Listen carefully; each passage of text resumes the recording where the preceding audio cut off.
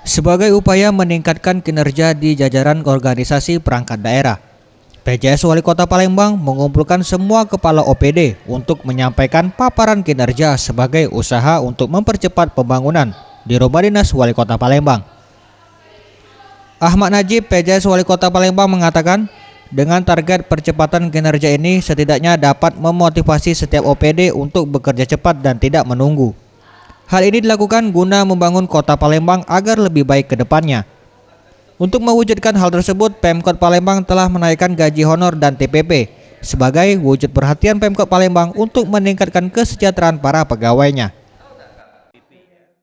Dan juga untuk honor, tenaga honor di Kota Palembang. Nah, di sisi lain saya melihat bahwa perlu kesejahteraan untuk penyelenggara pemerintahan khususnya di lingkungan ASN maupun non-ASN di Kota Palembang.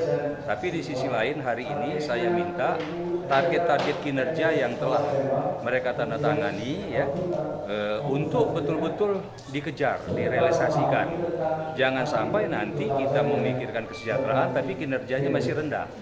Jadi saya tadi melihat dan mendengarkan paparan dari masing-masing OPD untuk apa saja yang akan mereka kerjakan. Misalnya koperasi, apa misal pembinaannya, misalnya targetnya berapa, PU misalnya apa pembinaannya, targetnya apa, realisasinya bagaimana.